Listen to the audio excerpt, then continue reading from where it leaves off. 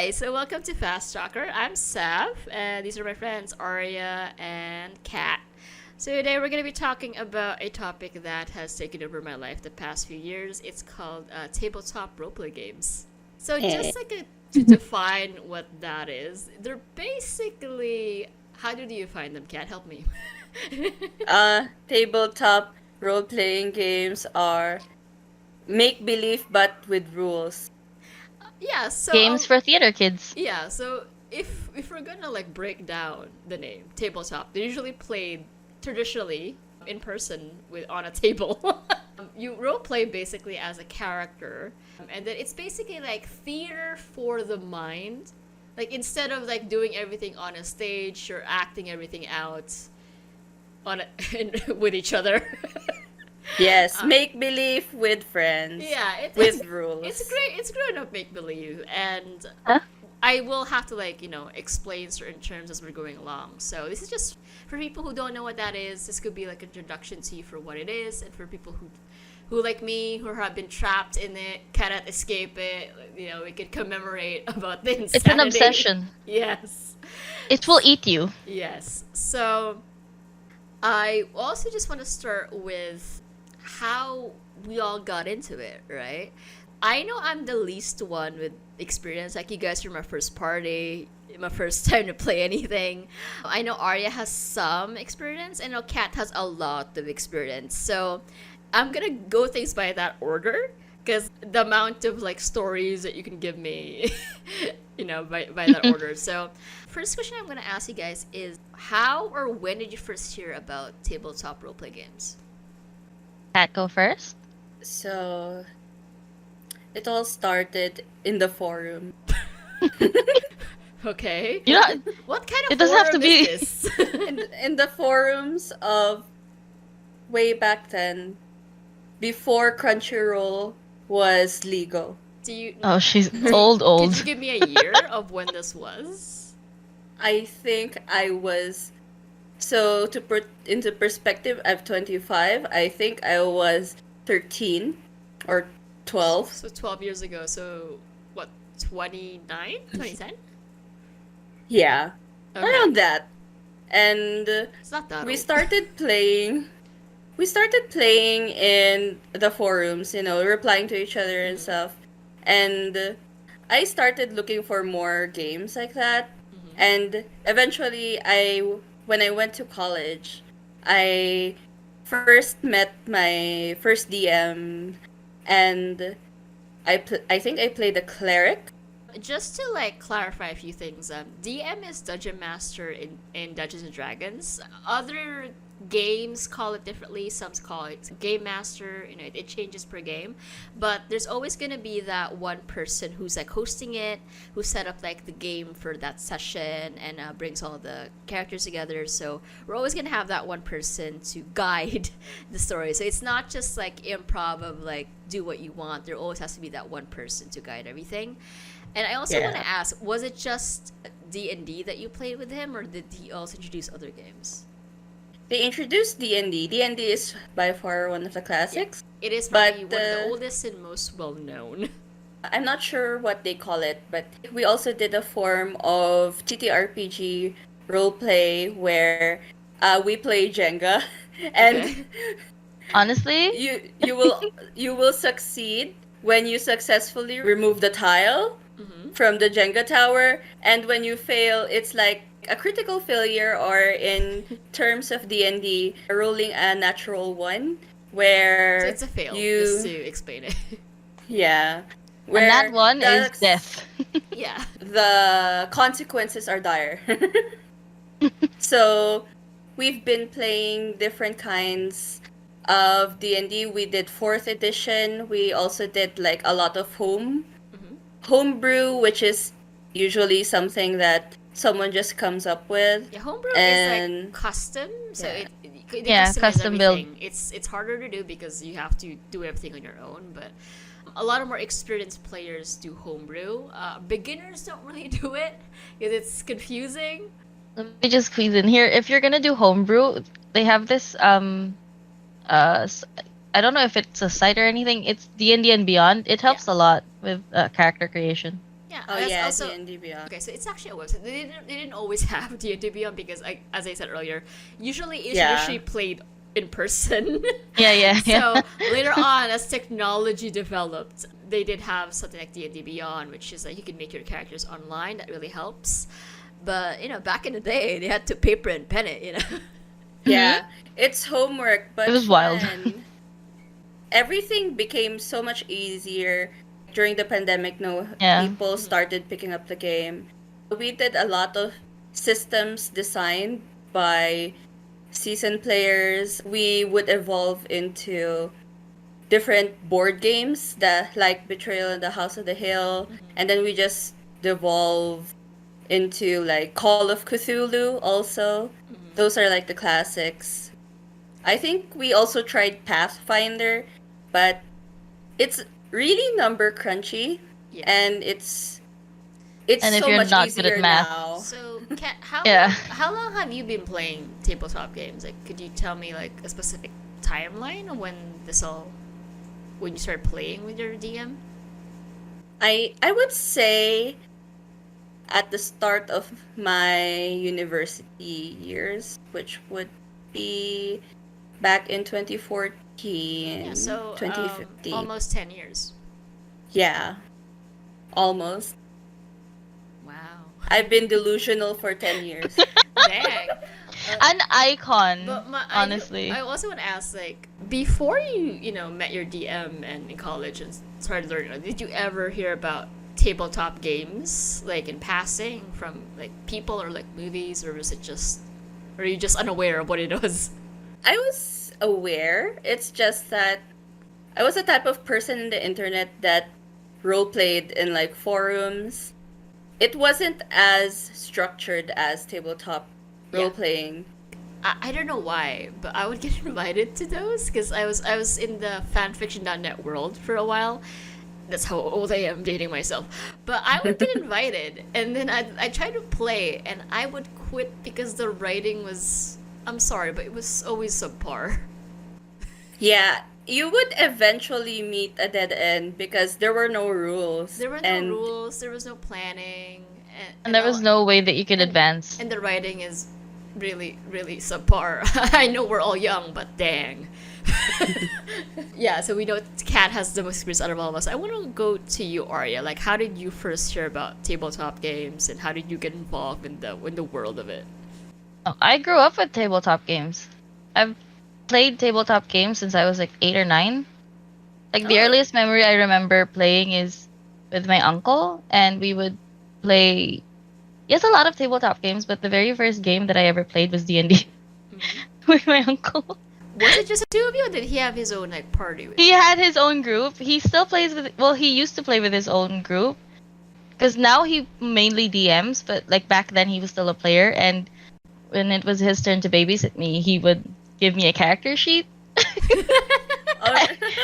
and bring you'd me to fill it D&D up? night. I would fill it up, man, and he would like fill in the spaces that I didn't understand, and he would like bring me to his game nights, and it was fun. Okay. Do you remember what your first character was like? A bard. Okay. I see. because like, I'm. Put it to perspective. You're not very like, musical, right? How old was your uncle and his friends at that time? If I was 8 or 9, he would have been like 30 something. Oh wow. Wow, a Yeah. bunch of 30-somethings, and you have this 8-year-old bard. Honestly, Kind of a vibe. honestly, I've seen a lot of parents trying to get their children very early on. Yeah. His, see, my uncle, he's very into the D&D world, the tabletop girl. He's basically an old-timey gamer. Mhm. In retrospect, my dad is also like that. My dad also used to play D&D, so it really didn't bother him as much that I grew up into a weird kid. I mean, he's partially to blame. Yeah.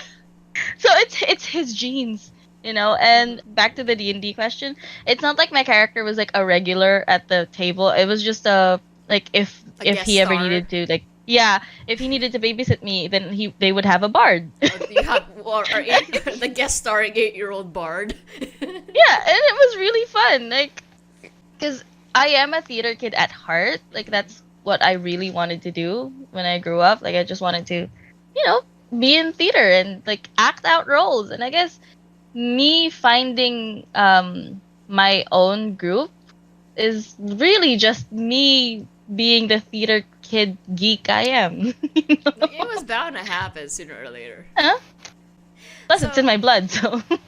So you weren't regularly playing with your uncle and his friends. So it was just like a once in a while kind of thing. They would play like maybe twice a month, and he would only ever babysit me like once a month. So From the age of 8, did this continue on till how old were you? because then I found an actual group like people my age when I was around 16, I think, or 15. I was in high school, so maybe 15. Okay, and then what happened with that group? The first session we ever played, the DM did a TPK.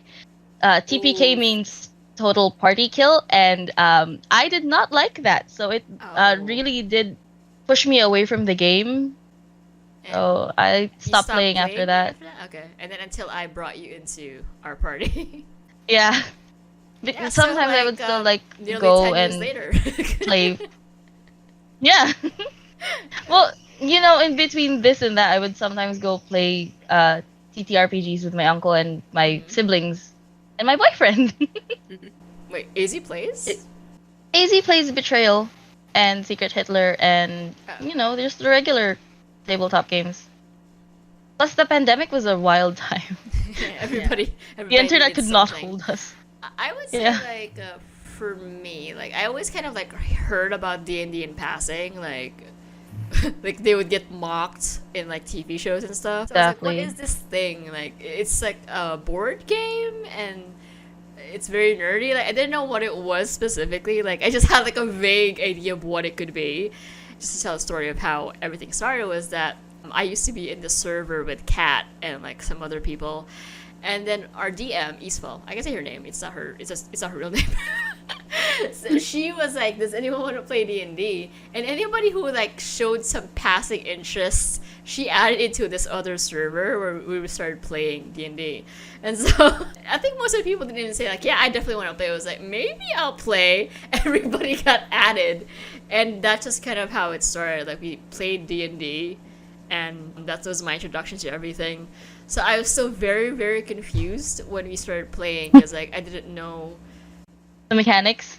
the mechanics, I didn't know the rules. Like there just seemed to be endless rules that would pop up when we would play. Like, D&D has a lot of rules. And Yeah. my I can say that as a player, it has a lot of rules. in my brain it's just like struggling to keep up because like, I didn't have like an actual manual to like read through the rules. I just only had like whatever Eastfall or Cat would say. And I'd be like, okay. So I had a cheat sheet of like just commands because we only played over Discord. We all live in like different places, so like we could never go in person. But I was like, okay, I'm trying my best. So I guess my first character was very bland. She was a cleric. I didn't know what I was doing. I was just trying to like figure it out as we were playing. And then the original party kind of imploded over time because of fights, and then our DM left us. So it was a very short-lived campaign. We played maybe 3 times at most, and then it was Yeah. over. And then we still wanted to play together. So I think at some point, I don't know who suggested it, but why don't we just like try taking turns DMing, and then we could do it that way. But none of us wanted to do D&D. None of us wanted to DM D&D. Because it's hard to do. Yeah. So we all just Very kind hard. of found our own like game that we wanted to play, and that's how I found Monster of the Week. Kat found Quest. LJ found Masks. So we all continued playing different games, just not with our OG game. And then we had to bring in other people to make up for the people that left. I was one of those people. Yeah. Yes. Arya did come in last year because. Yeah. I think at some point it was just me, Kat, LJ. What did I say, AZ? LJ and Zoya. I have 2 The letters. problem was like Zoya would always like be busy with work, and so she couldn't play a lot of the time. So it'd just be LJ or a Cat. And the problem was that what if one of LJ or a Cat couldn't play, then the game gets canceled because like you can't just have one player to DM. It's I mean it could work, but like I feel like that player would be very stressed. Yeah. So I Yeah. I invited you, Arya, and invited my cousin Tiff if they wanted to play, and so far it's been okay. It's been good. Or we've unraveled each other's We're chaos. definitely at that point where it's we're no longer on best behavior. We're just doing what we want and having fun with each other. To say. Yeah. This So- this has been a fun group. We are a very chaotic group. So I also have a question for you, Kat. So what kind of campaigns did you play with your party? Are you still playing with them? Yeah. We're on our 3rd year. Hey, long campaigns. Ooh. Hey. It's still the same campaign. It's the same campaign since the start of the pandemic and until now. Yeah. I'm gonna ask both of you. Do you prefer shorter or longer campaigns? And how Like long campaigns. And how long do you think a campaign should run for? I prefer longer campaigns because then I get to like actually flesh out my character. Mhm. Because I've seen my uncle play his campaign. The longest campaign they've ever played was around 7 years, I think. Because I remember I was growing up and it was still the same character, still the same people, the same settings. Yeah, it makes sense to me because then you do have like you get a certain feel for the character and then you can go wild, you know? What about you, Kat? Like, what do you think? It just should just keep going till the end of time, or do you want it to end at some point? It would depend. It honestly depends on the people I'm playing with. Yeah, that's also a factor. But honestly, I'd prefer mid-length campaigns. I do like seeing a story end. Midlane could be how long for you? Mid-length could be not longer than a year. So Okay. maybe a couple months or so. 6 months, maybe. Yeah. Like shorter campaigns, honestly, I'm one of those people who get too attached to their character. Yep. Yeah. So Same. It makes me feel like, oh, I haven't fully fleshed this character out yet. So I would prefer mid-length campaigns. Long campaigns, very dependent on the people I'm playing with, but for my experience, long campaigns tend to be a lot fun, especially if you have like a regular schedule. It also depends. It's like as well the people on- that you're with, you know, Yeah, because it's committed. Yeah, because the DM does do a lot of the setting up of it, but the players also have to add on to the story. So if no one is having fun anymore, you probably should end the campaign. Like, there's no Yeah. need to keep going. Abandon the ship. Yeah. So Let what- it sink. Exactly. So what's something you wish you knew before getting into tabletop role-play games? I would say one thing I wish I knew about getting into tabletop RPGs is it's really hard to find people you wish to play with. Yeah.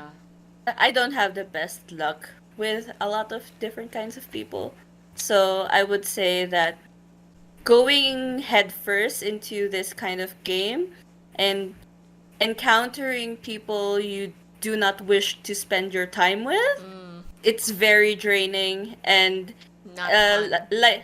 like what Arya and you described, like it can take you out of the game. It's not Yeah, fun it does. anymore. Yeah, definitely. Is it So- like you love the game, yeah, but it's still, you know. There's something about TTRPGs. It's a very social game. Like it's collaborative Yeah. part of it. So if you're ever with like a player who is just not a team player at all, who's just very selfish and wants to do it their own way, or a DM that is just in it for their own, like, I don't know, chaotic interests or whatever, it's really not gonna be a good experience. Because like, I'm fortunate I haven't had like a DM horror story yet, but like I've heard some things here and there Yeah. that made me go, The only horror stories I have are like with other players so far, which we'll get into in a minute. But what about you, Arya? What did you wish you knew before getting into TTRPGs?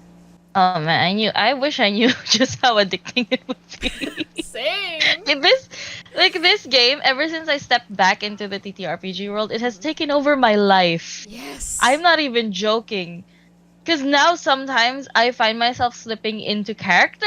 And I'm like, I am at church? I am at a grocery store? Why am I speaking like this to this nice cashier? What is wrong with you? Did you Like, think the cashier's an NPC? Yeah. Considering what characters you play, No! I'm very concerned. Yeah. Darn. What do you say to the push cashier who's just trying to ring up your purchases? I don't- roll to seduce. Roll to city. Roll for initiative. No. Oh no! There was this one time I think I was in my head because I tend to get lost in my head anyway. So I think there was this one time I was monologuing in my head and I looked at the cashier while she was ringing up my things and I looked at her and I said, "You think you're brave enough to do that?" And I was like, "What is wrong with me? Why am I doing this to this poor cashier? She I don't know doesn't what's wrong with deserve me." I know. She's overworked. She's very tired. But I do agree, it is very addictive. It is, Even yeah. when we were like playing D&D, like I got so into character creation, like the backstory of my character, and it's so much fun when like the group, the party, we call the group for people know what we call the group of players in the DM is called the party. So when the party and the DM, when you all are just like playing well together, it is so much fun. Like you guys make me laugh all the time.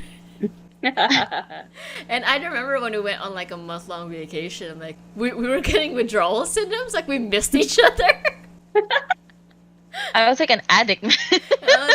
I remember like we were talking, like we would like we would go to Discord and just look at this and just look at it, like nothing's happening that Like- day. You know what was funny? We had never been as active on Discord as we were during our month-long break. Right. Like that was the most active we were on Discord.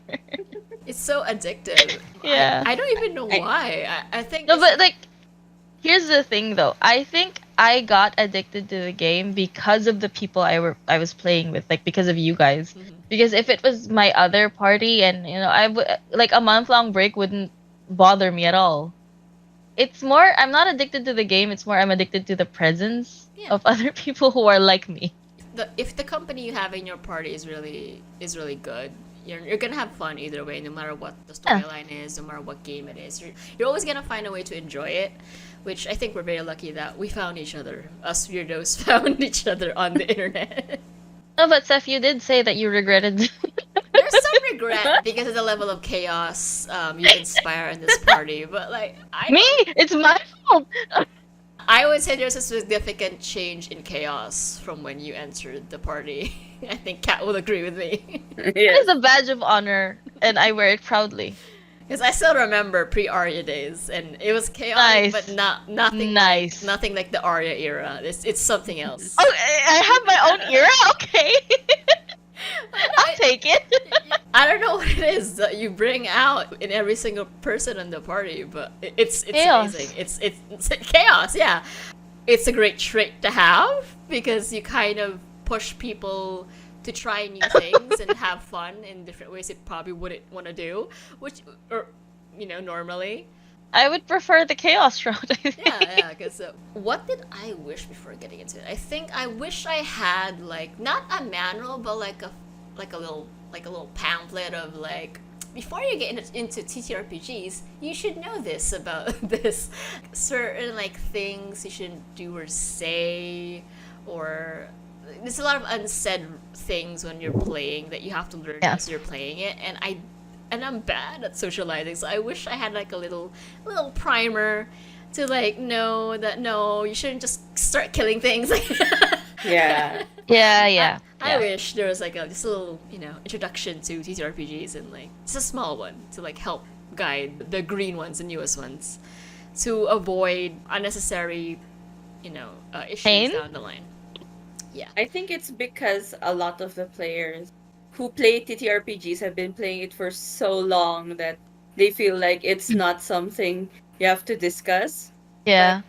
I feel like with it getting more popular and with it attracting newer players, I think people are starting to realize like, okay, these people clearly do not know these rules, and you have to keep on explaining them because Yeah. again, it's a community, and if they want people to get into the community, they have to explain a lot of the things that make it work. Yeah. Like the because- biggest rule with playing like with other people is just don't be a dick. Yeah. Yeah, but Just be a that's decent one- person. But the problem is That's like one sometimes you don't mean to be a dick, but you didn't know that it's an unspoken thing of don't do this. Yeah. You just are unaware, you know. So it would have been nice to have like a little bit of like, hey, just so you know, try not doing this, you know, just so you can do this instead, just to like help it out. Because like with other things in that's collaborative, like sports for example, they have rules of what not to do in sports. So like you know, don't do this, don't do that. But because these RPGs are like played by, as Kat said, by very experienced people. Yeah. Then you have these newbies come in who have no idea what is that, sir? What is that rule? To have just like just a one sheet primer of like, try not to do this, kid. It would really smooth things over and just cause like less tension in parties, I think. Well, I think it's also because the root of a lot of nerdy stuff that we enjoy today has been gatekept so long. Like way before, a lot of nerdy stuff would get you bullied. Yeah. I remember in high school because I never really kept that part of me quiet, like me being the theater kid, like nerd I am. I got bullied very much. Like it was a small school. I went to a small school, but still they were like, why do you have to like be like this? And I guess I was just really fortunate to have like family that were just were like nerds. me, I guess. Yeah. So I guess I had Yeah. like a cushion, I guess, for the pain. Yeah, I think the reason why people don't explain a lot of rules is because it has been gatekept for so long that people tend to assume that you understand a lot of things already. But now I think we notice that a lot of nerdy things are now socially very They acceptable. become more mainstream. I think as well, like with the Marvel movies and stuff like that. Like it's acceptable now to like nerdy things. And so we're gonna have a lot of more people wanting to try more well-known nerdy properties. So I just wish that less gatekeeping and more educating to help Yes.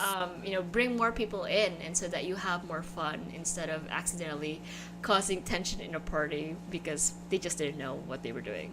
Yeah. Maybe as a community we can be more welcoming, I guess. Like we have to remember that they're newbies, they're newcomers, so they have to learn a lot of things because this community has been here for years, and there are a lot of things that have developed over the years that people who are new to the community won't understand, right? Yeah. So, be patient, I guess, is the theme today. Yeah, especially if they're new because they're starting out. They're the babies. Just be a little more patient with them. That's always a good rule to have when it comes to beginners. So I have another question. So what misconceptions do you think people have about tabletop role games? That it's sexual. It's not. that it's very hard. It's really not. If you're new to it, probably like if you're No, but like if you're playing a system with a lot of with like a lot of rules, then it could be a little bit difficult in the beginning. yeah, But once you but get I into remember it, someone telling me, they were like, how did you ever play D&D? Like wasn't it like very technical? Like I've never heard one technical thing while I was playing D&D. But Everyone was just using normal people words. I would say the community now is a bit better at tackling this because Yeah.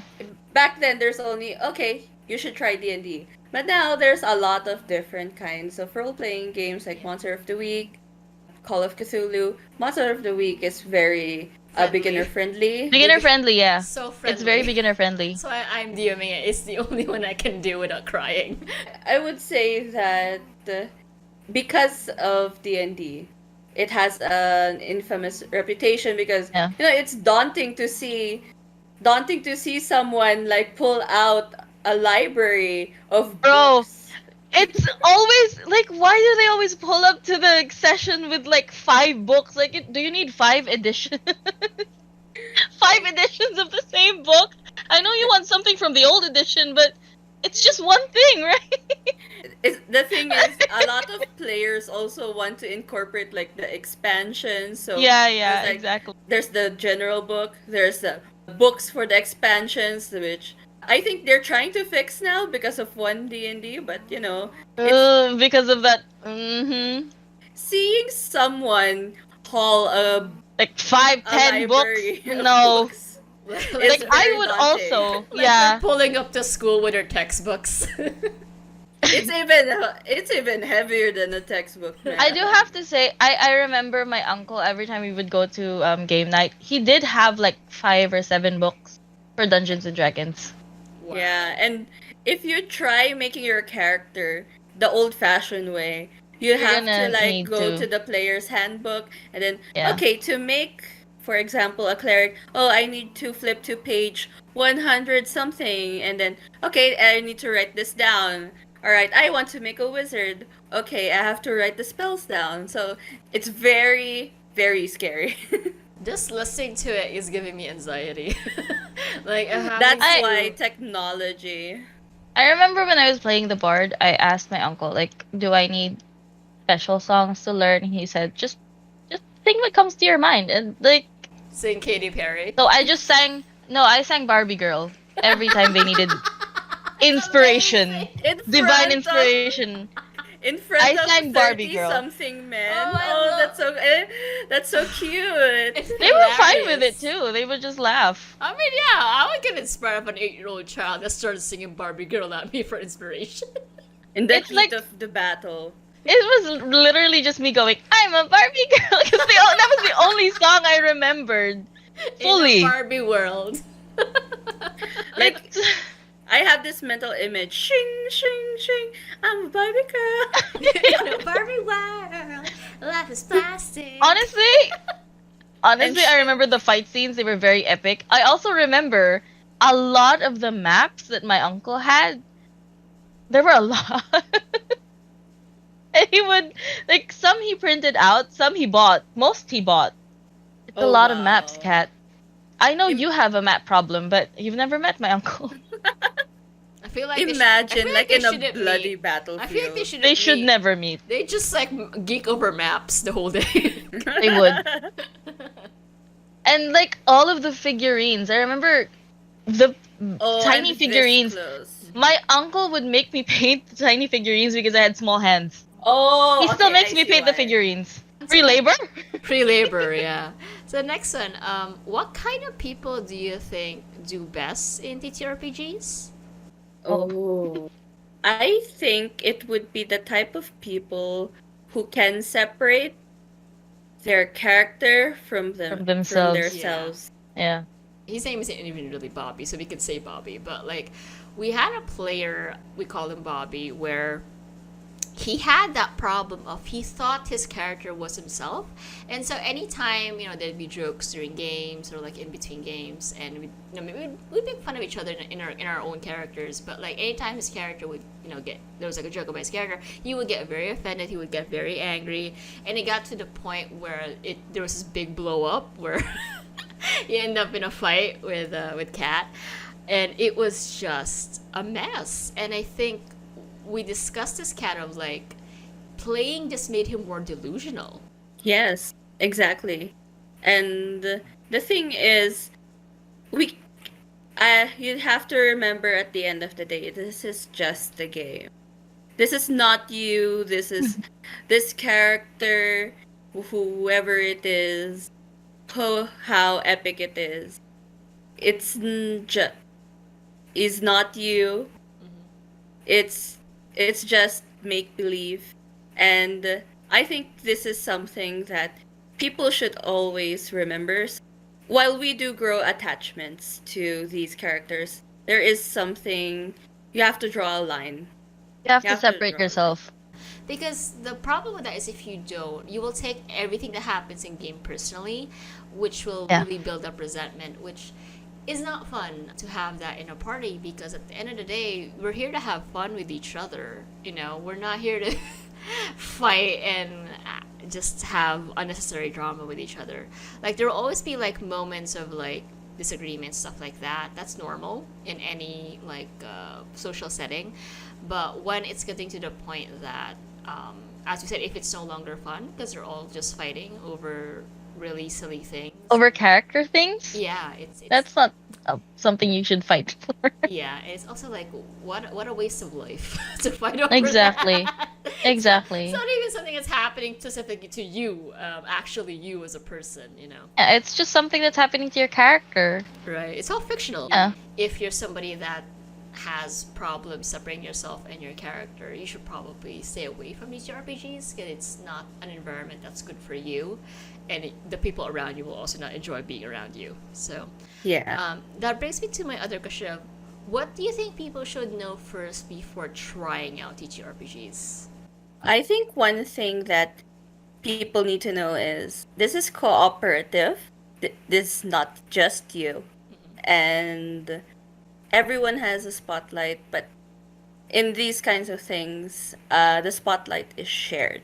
So a lot of these disclaimers should go out like, okay, you know that there are going to be more than 3 people, more than 2 people playing with you. So you should know you have to take turns, just like a kindergartner, Yeah, you know?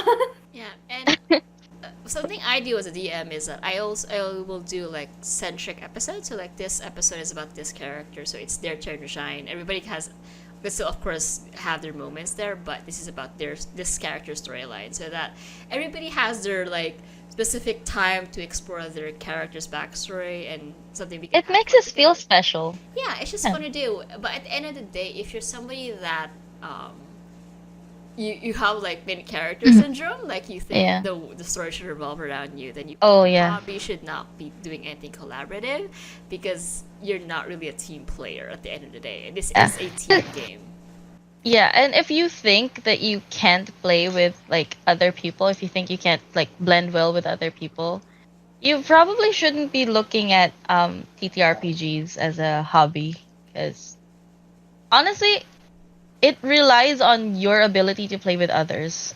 Yes. Yeah. If you can't play with others, then it's not going to be fun for you or the other people. You know what You I'm know. saying? Like if you can't play nice, you can't play together. You can't play nice, you can't play at all. I also like Yeah. want to point out, aside from people who are able to separate, there's people who are delusional. I think the kind of people that should be playing is people who are very good at improv, like naturally good at improv, because so much of playing is improv, right? Improvising on the fly. So if you're somebody that's not very good at that, you might have a hard time. I think that's still workable. That's still I think- workable yeah, compared that- to the but it would past, be- the others. Yeah, I'm just saying, like, aside from, the really bad stuff, other thing is, like, somebody that's naturally good at improv, or somebody who's really willing to work on that, because otherwise, like, they're not going to be able to have as much fun if they're always struggling to be able to... Also, Huh? if you're a stickler for the rules, maybe don't try TTRPG. Honestly, I mean, you still can, but Mhm. yeah. most games are chaos made, chaos built. Yeah.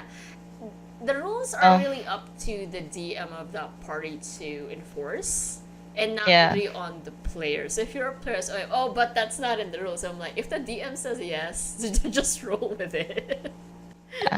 I think it would also depend on the agreements before, starting the party. You have to find a nice center, a nice balance to everything, because it depends on the game, it depends on the players, what you've agreed upon. It can still work, it's just that you still have to remember it's not just your game. Yeah. Yeah, it's you and other people. And just to explain, each type of like TTRPG, they have their own system. System is like the list of rules and also like the capabilities of the world, the characters, how the magic works.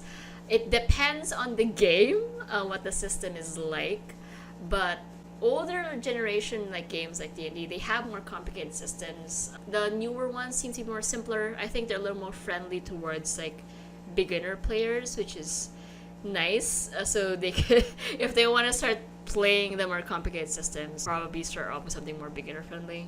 There's not just D&D. Yeah, guys. Yeah, a lot of there are a lot of TTRPGs out there. yeah, it really depends on what you want to try. I would say though, like, what's great now is like China. You're able to find some of it for free online now instead of having to buy many modules. Yeah. It Simplified. It adds up. Beautiful. What's the best part of playing for you? Honestly, being creative with other people. Here's the thing, I love creating chaos wherever I go. And legally, I can't do that everywhere I go. So games are a good outlet. Because if I create chaos, I might get arrested. So yeah, games. I was You get to let loose. Yeah, I had a very similar answer to Kat because I was thinking about like a lot of my passions and hobbies are very solitary, like writing, video editing. Like it's just me alone by myself. No one's Hey, being by really- yourself doesn't mean you have to be lonely. No, but I'm saying like most of what I do is just very solitary. It's very alone. So Yeah. it's nice to have one hobby that's like with other people. You can talk to people. Yeah. You can interact with people. You don't have to go crazy in a house by yourself. Yes, it's nice to have one thing that's social and that isn't just like it's fun to chica, just talk to people, but it's also fun to be able to do something creatively. Of like we have our own little world where we just do fun things, and Yeah. I have something to look forward to every week. Of like, well, I wonder what's gonna happen this Sunday. What? And also, what's better than going on adventures with your friends? And you don't even have to leave the comforts of your own home. Right. You never have to get bitten by a mosquito Right. if you don't want to. That's what I See? think as well of like technology is like we can do our games over Discord now over the internet. Like instead of having to go to some place where we all need to meet up in our schedule. Without having to fly Yeah. to just. Especially like one of our To meet players, Zoya, she is in Canada. She's in a different country than us, so like it would be impossible for us to meet in person without getting on a plane. If we ever move to a different place or a different country, it doesn't mean that we have to stop playing. It just means that we have to adjust times. Yeah. Right? Yeah. I think in the perspective also of like, I like writing. So most of the time I'm holed up into my own perspective and seeing how other people would tackle something I thought would be straightforward or a bit confusing is very interesting. So one thing I love doing is making puzzles, and I like how No, I'm so sorry. Kat. I like how other people bypass what I thought to be the only solution, right? I didn't mean to. Just to put it into context to other people, in the last game we played, Kat made this elaborate, like, Resident Evil level puzzle of, like, you have to take this and put it in this statue. And Arya broke through that puzzle just by I seducing didn't a mean statue. to. You know, it's fine because I allow you to do that because that wasn't a solution I thought that would happen. But at this But point, it's something I would find funny. at this point though, Kat, like, you've been playing with Arya for, like, over a year now. Shouldn't you expect it, though? I expect it a lot of times, yes. I like Why the- do you think all of them have hot people? It's a trap. It's a trap to lure me. Also, I didn't expect to seduce the right statue. You said there were 3. I didn't expect to seduce the right one. That's just luck at this point. Like, To put things into perspective, the first time Arya seduced anything was in like her A first statue. game with Quest, and she did seduce a statue there successfully. And I remember LJ. Now it's a running LJ gag. dubbed it the power of thirst. Oh no.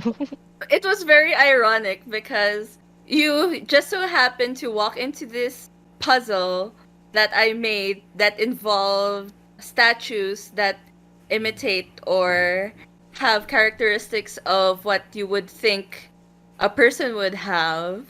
And one of the solution to the puzzle, to be honest, was to give respect to all All of of all of them.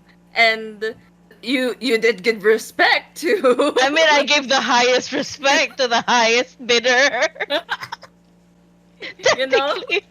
I think it's just luck and it's just hilarious. I don't try to be. I I was just saying, wanted like, to win. if you're gonna play TRPGs, like we should also have players that are very open-minded and willing to try things. A lot of things. Because Yeah. that's where the fun is. If when you're willing to just go nuts in a game and like not try to think too hard on it, just have fun. It's like it's a game. Yeah. Not everything has to be taken so seriously, you know. Yeah. It's a game. Yeah. I think that is your Fun. play style, Arya, of just like if it's I'll do it. Why not? If it's you know if I can do it, why not? Yeah. Can I and jump? If you have I will jump. if you have a game master that's open to like different kinds of solutions, it's Yeah. also very fun because as the game master, you have to be open-minded to the fact that everyone else thinks differently from Yeah. you, and, Yeah. and you will most of the time be caught Unaware. Yeah. unawares. You will as be to what to bamboozled. do. Yes. You will be very confused. So that brings us to our next question. So, what are things that you wish there was more or less of in campaigns? Like, what are things I you like wish murder you... mysteries. murder mysteries? Like If Agatha I could- Christie?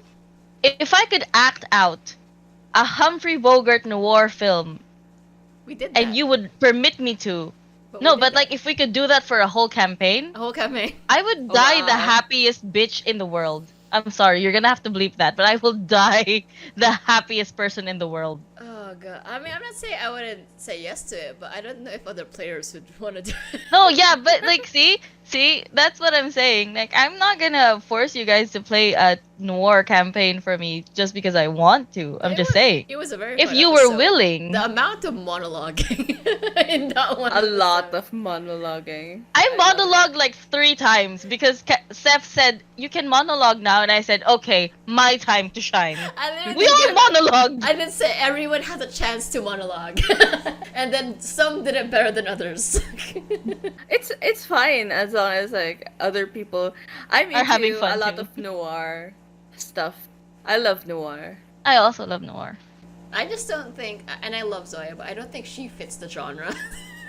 She's a special level of chaos that's very not noir friendly. She It's breaks the because noir festers a very serious angsty. Yeah, very Atmosphere. serious. Yeah. And Zoya And is she's not like- really angsty. She's like, oh, what does this button do? Yeah, she's pretty much that. Zoya brings I about love the her. end of the world, She makes me and she has laugh. fun doing it. Zoya Yeah. breaks me more than anyone in games. She literally makes me stop and question my existence on Earth and why I do the things that I do. I mean, don't all DMs have that one player that breaks them constantly? Yes, and you are Yeah. cats. You are the bane of my existence. I am. And I love you, Kat. I like that I tried to DM horror and we just kept laughing all the time. I feel No, but, like like, that's seriously, one Kat- of our pitfalls as a party is we make each other laugh so much we can't stay serious for long. Like even in a serious scene, one of us just ends up like saying something to make someone laugh, and then it's just the vibe just becomes funny. It's The vibe giving dies. the Egypt episode where we were trying to say goodbye to each other, and I will out myself. I was literally crying, and then I too. started laughing. I was like, "Why are we crying, Seth? It's a game." I was like, why are we crying? We got so into it. I know. We were all sucked into it. I think Zoya still thinks about that scene. Yeah. I, Yeah, well, One Kat, I thing- need to ask you, what was it like just listening to Arya and I just emote like full on Crying? serious crying? It's I- free entertainment. one thing It turned into a radio drama. One thing I would say was, why the fuck did you leave me out of it, huh? Hey, exactly, Seth. Have you no shame? Have you no shame? I want to drama. It's okay. We can do the drama next time, Kat.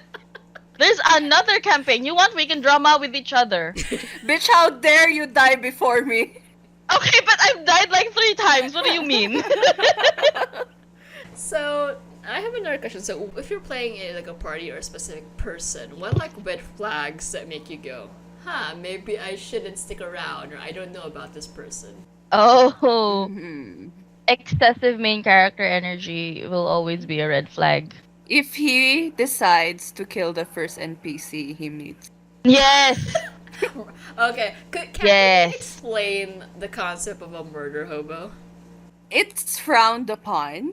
Mhm. I don't know if there's probably a campaign out there with a group of more murder hobos just murdering everyone. But a murder hobo is someone who, even though unprovoked, would kill something or someone because they technically can. Yeah. It's like a And they power will trip. yeah, and they will continue to do so until the DM Tells them to stop. tells them to stop, or until, in some cases, until they leave the party. Who would walk up to like a nice cashier and say, you better give me a discount or I I will will murder kill you you. in cold blood. Or That's just you're just trying yeah. to like rent a horse, and then if you don't give me that horse for free, I'm gonna kill you. Like, sir, this is a barn. Calm down. Calm down, maybe. I also Relax a bit. And to add to that, what Ari said of like excessive main character energy. So, as I said, so much of this is improv, right? If you're Yeah. not willing to collaborate, of like someone say, "Hey, let's try this," and you always say no, then you're not really progressing the story forward because you keep saying no to everything. Because you don't want to be collaborative with the people, or you just think, no, my way is the only way. And you have to remember, like, you're playing with other people. Other people have to have a say in it too. It's not Yeah, just they have you. to deal with you. Yeah. Just to give it more context, like the first time I ever played D&D, again, I was brand new. I was green as can be. When we were playing with Bobby, there was just very simple scene of us. We were supposed to just get some supplies before we go on our mission. So he was gonna go get a horse, and then we were gonna go get some potions or whatever at the market. And so originally, like, hey, let's go together as a group because I think it's a D&D thing where splitting up gets you killed. Yeah. Yeah, and It's a guarantee. yeah, and it's just very generally discouraged because it takes longer to get through. If it's unnecessary, you're just giving extra work to the DM. Yeah. But the problem with that scene was that he said, no, we have to go get the horse. And then most of the people just wanted to go to the market. And it got to the point I'm like, okay, I had to be the one to go, hey, you get the horse, we'll go to the market, we'll meet up later. Because at this point, he just kept saying no. Even though everyone else is trying to persuade him. It felt like a fight was happening. Yeah. I was like, let's just go. So, and that was like the entire vibe the entire time we were playing with him. Of anytime there's like a moment of, hey, let's do this, let's do that. Instead of, he kept saying no. And what was like annoying was that later on, LJ, the only other male player, he was late to the game. He arrived, and when he would suggest something, Bobby would say yes, and I'm like, do you just like LJ more than us? Bobby, the hater of women. Yeah, he was a sexist. So it was just kind of like, there was just so many red flags in that one session. But because I was so green, I'm like, maybe this is normal. No, that is never normal. Like, I don't want to put all the blame on Eastfall, but I don't know if maybe as a DM she should have just maybe talked to him or like, it's collaborative. You should say yes a bit more just to, make it more fun for everyone. It's not just about you, because he was very main character energy. And I also remember like when we had a fight scene. Now, I remember Kat, he got angry when you killed one of the bugbears instead of him.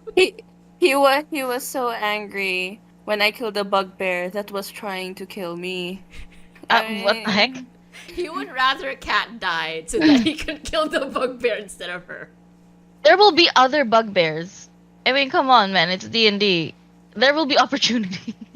One thing that was also to his downfall was he had so much expectations for a character he created that Yeah. was level 1. Come He on, is man. a You have to god. develop that. So That's yeah. That's just a superiority complex. Honestly. Yeah. Yeah, it was definitely a power trip. It is evident also in his murder hobo energy. Yeah, yeah. He's just not a kind of person that really would work in like a group setting. Even if it was all men, he would end up fighting with the men as well. So yeah, those It's are not really a good flags. thing. So I want to ask you guys: do you have any like other horror stories involving the other campaigns you were in that you want to share? Like you don't have to tell me names. That was just the TP. The one that. That was very scarring. Uh-huh. I spent a whole week on that character, building my character up. How did you meet these people, by the way? Forums. Oh, okay. That You is meet kind a lot like, of people in the forums. That's kind of the risks of playing online. Don't Yeah. know. My uncle did discourage me from going on the forums. He tried to warn Because he's you. like, yeah, and I was like a rebellious teenager. I was like, no, I know better than you do. I don't care if you've I been am playing so for sorry. years. I don't care if you've been playing for years and all of your experience. I know better. I have to say now, I am so sorry, and I will always listen to my elders because they do know better. What about you, Kat? They do know better. What about you, Kat? Do you know a lot? Do you have a lot of horror stories? I do have one specifically. So we were being introduced to D&D again. So this is probably my second time playing. And there's this cafe where I live that allows you to play with other players. And there's like DMs also. So my boyfriend at the time and I decided like, okay, why don't we try? And we tried playing. And one of the things that made me remember this was, okay, oh, we can now kill the big bad, yay! So I wasn't the expert yet, Mm-hmm. or I didn't know a lot of things. And there was this guy who said, you're doing this all wrong. This is the most efficient way to do this.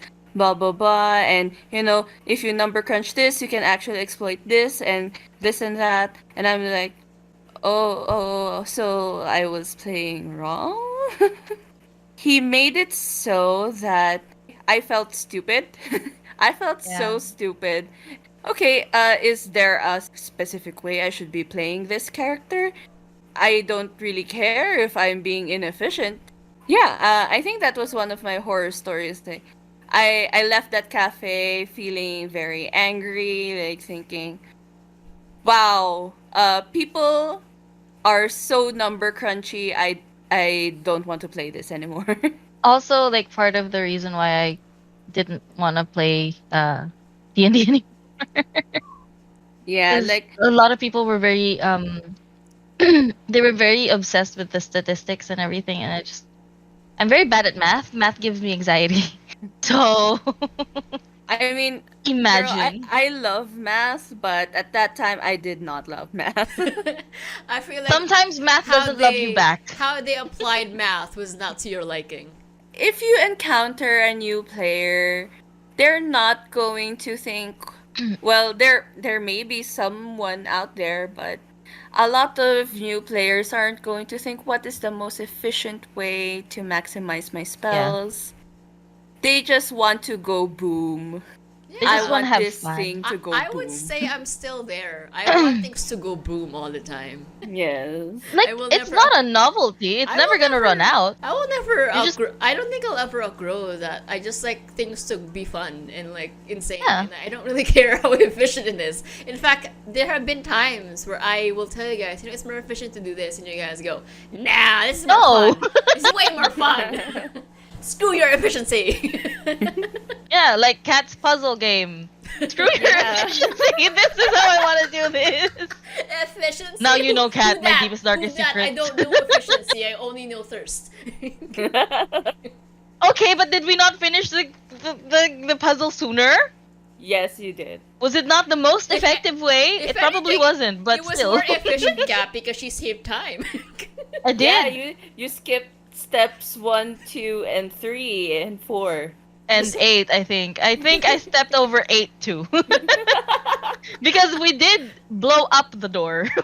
Yes. We didn't solve the puzzle. We blew it You up. blew up the door. Exactly. Yeah. Sometimes you just so- gotta make things go boom, man.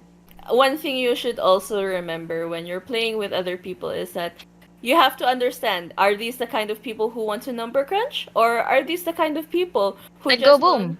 Yeah, wants we to are make things go definitely- boom? We're definitely the boom people because I remember when you're playing the Shotties campaign, you were literally blowing up planets. Okay, I know that I get the blame for that, but was that not Cat?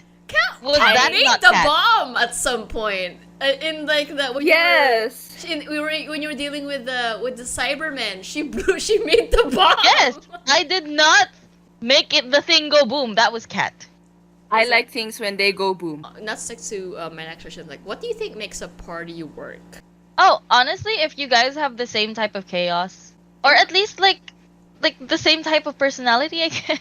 Also, like, I think you need to like each other at the end of the day. You do have to like each other. Because Like- I remember when we had people I didn't like in the party, there was a unspoken tension where I would just message Kat and go, I hate him.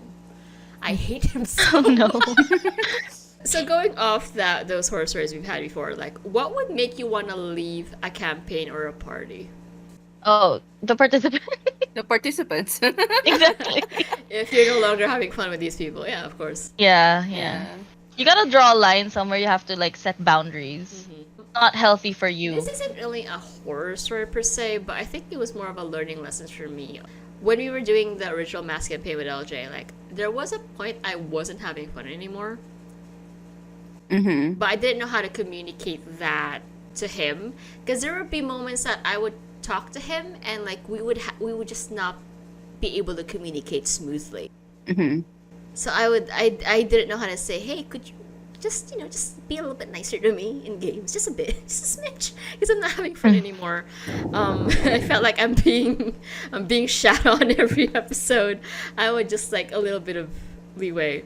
Neither of you were there for that first session of where he was like a 15-minute sermon for when he was like he was like really digging into Oh, yeah, character, and I was just like I wanted to leave, but I was borderline having a panic attack. I didn't know how to leave. I was like Really infamous in her. I was like, can I just click out? Is that rude? I didn't know what to do. Again, I was still kind of new to. It was still my first year of tabletop, so I didn't know if I could just like leave. I think opening the lines of communication between players and the DM is also very important. Like, you have to remember that you can say no anytime you want. Like you have a choice here because you're playing. It's just a game. Like you can just take your DM aside and say, "Hey, this isn't working for me anymore. I'm not having fun, and I don't think the others are. And maybe we can just like set some boundaries here. You know, session zeros are key. And I think session breaks are also key. Yeah. Like you should have a time, or maybe you have to check in with your players time to Yeah. time.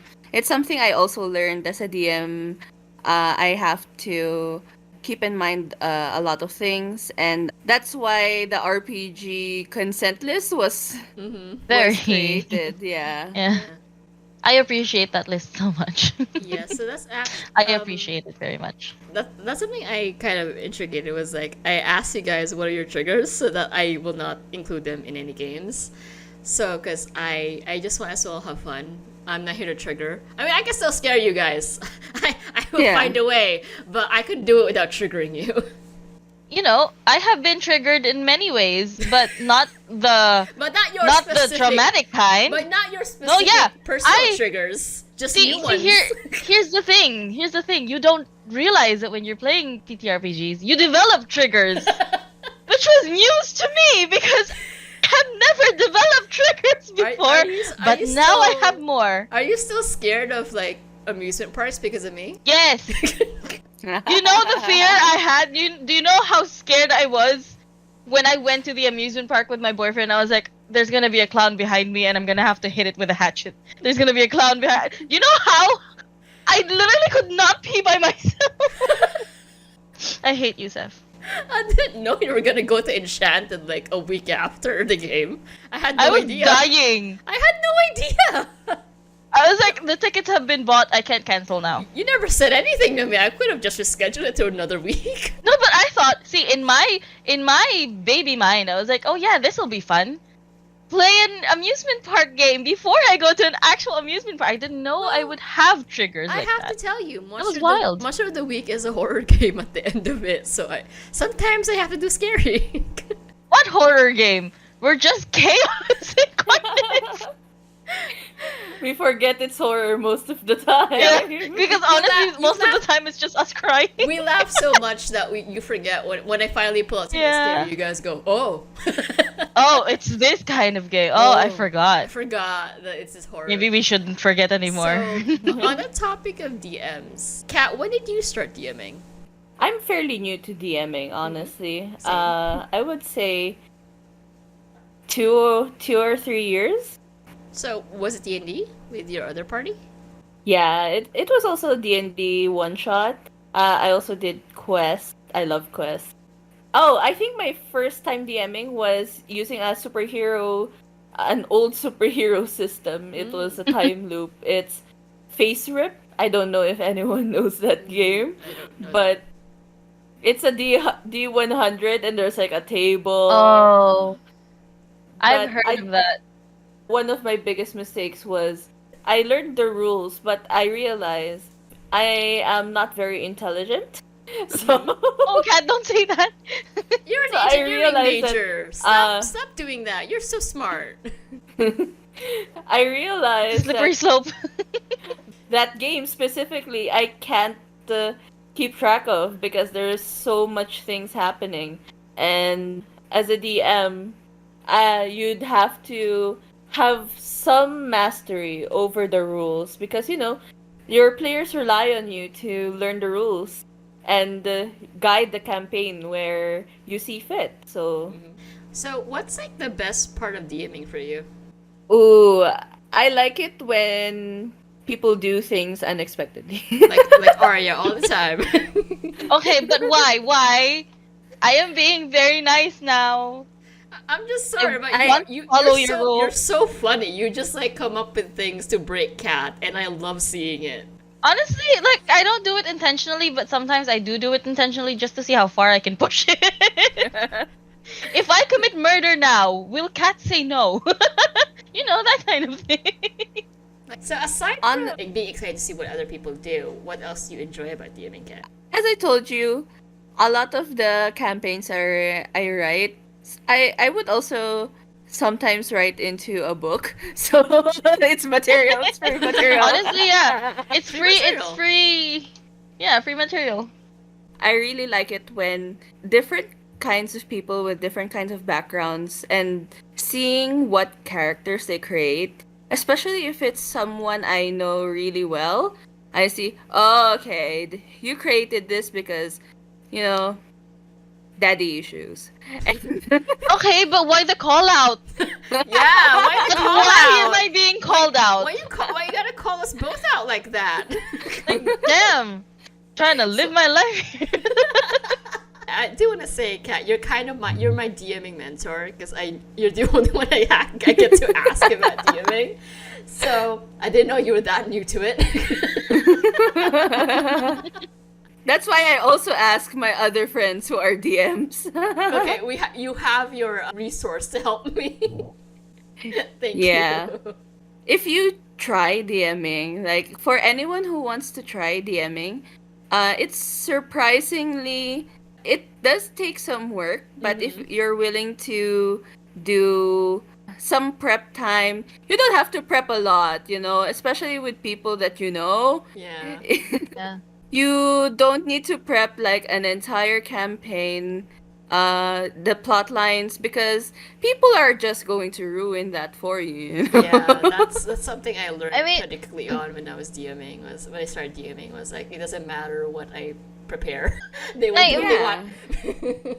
My uncle used to say that when he would DM, he would write a script, and then he would throw the script away, and he would keep the bare minimum there. That's basically what So you have to do. prepare for multiple angles, because he's like, you have to expect the unexpected.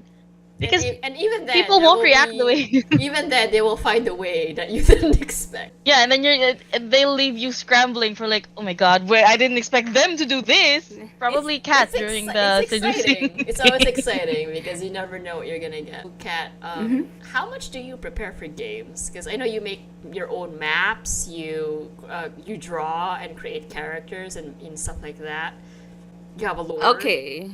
I always start with a hook, and I try to incorporate the most random things I could find and see how people interact with it. So I make a list of the dumbest things I can put into or shove into a place. So I just make the setting, the general idea for this specific episode or what I'm trying to achieve. So, for example, I just want you guys to see this school, this magical school.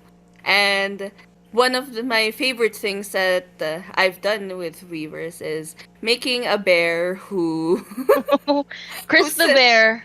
Chris the Bear, the guy who makes magic potions. Very magic potions. He's a magic He's a potions. drug dealer. Let's just be honest. Thank you for Yeah. your service. Thank you for your service, Chris the Bear. We appreciate you.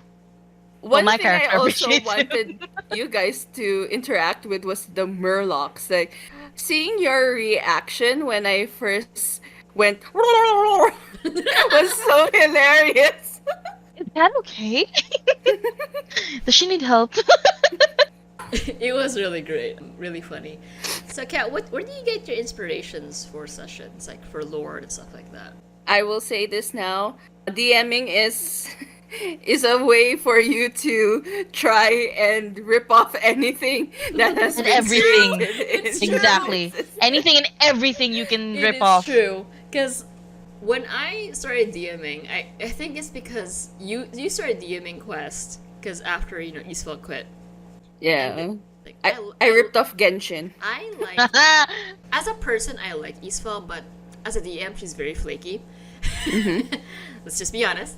And then LJ started DMing. He did like a one shot with D&D, and then he was thinking of doing it like long term with Masks, which is like a superhero campaign.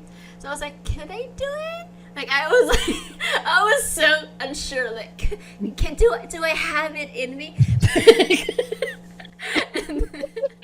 And then so I was like, okay, I need to find a system that's easy because I'm a lazy bitch. You gotta appreciate the commitment though. So I literally found Monster of the Week, and then I fell in love with it because my god, it's so easy and friendly to use. But It's also very forgiving. it's so forgiving. Yeah, after Like it's very forgiving. after The you system is played- anyway. It's after you so- ran Monster of the Week, I started running it too.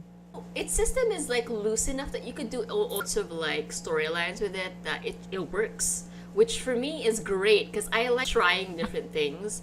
So I would say when I first started DMing, like the very first time, I think my problem was that I don't know what it is, but I am not a let's walk towards the danger. I'm like, let's run towards the danger. Let us dive head first into Run, the danger. Run. I'm always like rushing you guys. I don't know why I do the things. I Yeah, don't know why. girl, let me emote. Let me do my thing. I don't know. I'm really bad at like fight scenes because I make it move so fast. The reason for that is when we were doing the D&D fight scenes, Oh, it takes fucking long. it takes fucking forever. And just to explain to people who've never had a D&D fight scene, I would, my character would, have their turn. I would get up, go to the kitchen, make a sandwich, come back, and it still isn't my It still turn wouldn't again. be over. Yeah. It would go on Yeah. forever, and I hated Yeah. it. So when I started DMing, and what's great about the Monster League system is, as a DM, I don't ever have to roll. So I was like, "Who wants to roll? I don't care whose turn it is. Who wants to do it? Volunteer yourself. Everybody wants to roll. Let's go." I remember when I was playing D&D, I remember we would always have to roll for initiative, right? So it wouldn't be chaotic. And then I joined this party, and all of a sudden, oh, it's a free for all. Okay, let me just roll my dice. Most are doing 10% roll for initiative. A So I'm like, free-for-all. my mentality is if you're really in that situation where you're fighting a werewolf or something, it's not gonna be your turn to hit the werewolf. It's gonna be everybody shoot. Let's go. I do remember. I think you have a copy of it, Seth. Like in the Egypt episode that we did, Yeah. it was me and Kat, and we were just alternating, Yeah. dying. Honestly, alternating, nearing death's door. That's what we were doing there. We were not winning that fight at all. And I adore you guys. I truly do. But even when you guys roll all at the same time, it's gonna be 4, 2, and 7. But give it a chance. I know only one of you will get a good roll at least, so might as well make you all roll and fail at the same time instead of like delaying the inevitable. I that love the the vote system- vote of confidence. I like that your system, Monster of the Week, is very forgiving. You have to roll less than a 6 in a D12 system, so there's like a 50-50 chance of you succeeding. Right. Yeah. And we Because choose... anything To fail anything 75% of the time. Anything less forgiving than that, you guys just die. Well, I don't know what you want me to do. But I do think that I've improved since that first campaign. Would you say I have, Kat? Because you were there. Yeah. Yeah, you did. I would say that... It's still You- chaotic, you definitely but with have. some level of organization now. Some Yeah. level. Before it was just a free for all, you know. Because I think in the first campaign I was still just learning, so I was like trying different settings, trying different like ways of fighting and different monsters. So I was just having fun in that first campaign. So it was in the 90s campaign that I was like, okay, characters, plot, and still learning on my feet. And yeah, I did learn a lot from the 90s campaign. It's all about experimentation. Yeah. As long as you're playing with people who are willing to experiment with you, who are willing to grow with you, it's Yeah. fine. Yeah. Because And like you have to expand your horizons somehow, you know? Because I've said it where I might not be a good DM, but I will give you production value. No. I have a green screen, I dress up. I give you accents, bad accents, but they're still accents. So, Honestly, accents are really hard to do because I can't keep a straight face trying to do an accent. I just forget how to do them. Like, switching from that accent to my regular one, my brain just gets confused. Do you think, because we're both writers, do you think that the way you DM is very similar to how you write? It is, yes. Right. Because Never I've noticed DM'd. that the best sessions I've made are like the character-centric ones because I am a character-centric writer. So I'm good at like character development and pushing interactions between characters, but plot? No. Big like overarching plots, like that's not my thing, and it's never gonna be my thing probably as a DM. But what do you think your strength is as a DM and your weaknesses? I think one of my favorite things that I've DM'd was hurling a bunch of random stuff at everyone. So, for context, I also DM a Monster of the Week. And one of my favorite things actually was the White Lady, and I also introduced Ernesto to them. We love that story, Ernesto, Kat. Ernesto was read to filth. Yes. And I do have to Is- say, Kat, I am sorry, but I do love you. Ernesto is an icon, like the horror that his letters brought to me. So, here's the thing. If I ever DM, and I don't think I can because my attention span isn't really all I here, was going to ask you, like, would you ever want to try DMing? I probably would want to try like DMing Just a like one shot, A one shot. But- not a long campaign because I do not have the mental capacity for it. yeah. But if I ever did, you guys have to understand, I love killing off characters. Someone will Yeah. die. I mean, you're, Maybe you an are- NPC, maybe a PC. I don't know. You're speaking to the choir. We also kill off Maybe. NPCs. That's I true. would say, well, my greatest strength would be hurling the most hilarious shit Mhm. at my players. My greatest weakness would be treating it like a story Yeah. and realizing that, Oh, wait. I like writing a lot of sad and depressing things. So I Same. realized Same. so admittedly that when I first ran Quest, it was very depressing. The entire plot line was supposed to be was depressing, very- and I realized that okay, this might not be for everyone. So You also, I think it was also more of you didn't tell us it was gonna be this depressing, so we weren't prepared. yeah. Literally was just like an apocalyptic end too. Yeah. Like it was the darkest route. We were in the that darkest Cat could go timeline, on. and I was not prepared. I'm like, Cat, I was just eating ribs in the first episode. How did we get here? I was enjoying my life, man. Yeah. I was just having fun. Like everyone was crying because it was like, oh my god, what was happening? Because there were like revelations after revelations happening, and I was like, no, yeah, I'm just trying to seduce you, man. You're just getting thirsty in the Come here, give me a corner. kiss. You had unlocked the Yeah. power of thirst, and you wouldn't stop. I don't think I can stop. I have tried. It does not work. Yeah. The dice, my dice have gone into dice jail multiple times. Dice jail does not work. It just makes them angrier. Yeah. A vibe, honestly, an I icon. would say, Kat, like I've always admired like how you're able to make maps because I tried it once. Never again. Never again. Never, It's very hard. never. I might pay you one time to make one for me, Kat, because I just can't do this anymore. My greatest weakness is to incorporate depression into the campaign. Aren't we all? Don't we all, I Kat? feel like it has Yeah. to be something I learned is it has to be a balance of humor and seriousness. And like, yeah. seriousness. Like you have to give a moment for like serious moments, like when Lance died. That was a serious moment, and we let it be serious. And then we also had moments of like, let's just have fun. Let's just stab something. Let's laugh about this because that's what makes it fun. Is why we play in the first place. I would say I do like the production value you put into episode stuff. Like It's I effort. learned so much from that. So I started incorporating Are you gonna like dress up? no. Dressing up is fun. Immediate refusal. The immediate refusal I too. even dressed up today. I didn't have to. I would say that I started preparing like pictures for everyone. Yeah, I will Yeah. be honest with you, Kat. The reason I started using photos, like it was actually by the second episode I ever DM, is because I am a lazy bitch, and I hate describing shit so much. So I just Same. go, "It's a cave. Look at the photos of the cave. You know what it looks like now." Also, I'm a very visual learner. Like I have to see it.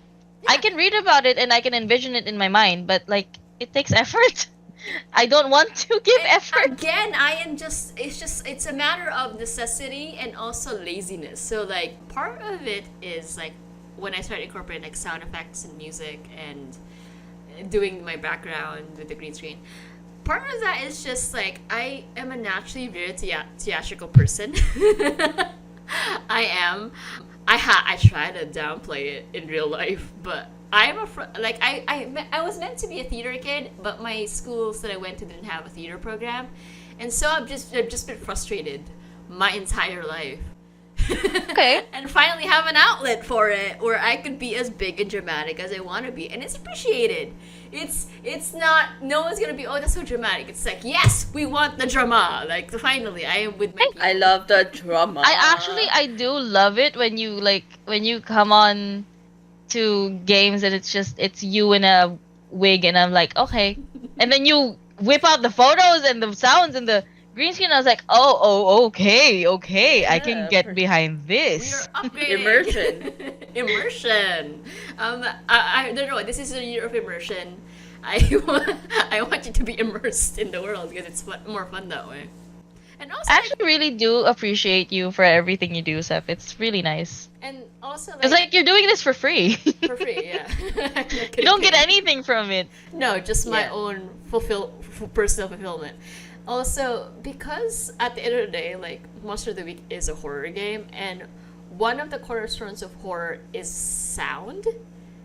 So if you guys Yeah, can yeah. hear like the monster and see it visually like through a photo, then you were able to like visualize it better in your head that you're being chased by this thing, instead of me just like going rah at the, at the mic.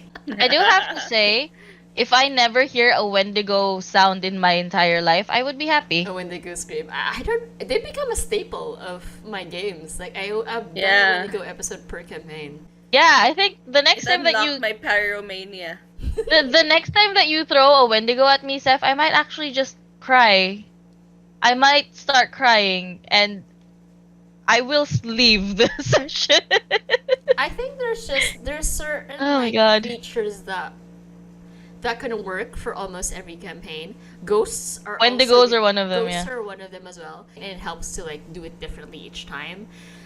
So yeah, for some reason, Wendigos are just very adaptable to storylines, which I guess that's Wendigos are I associate Wendigos now with Seth and Monster of the Week.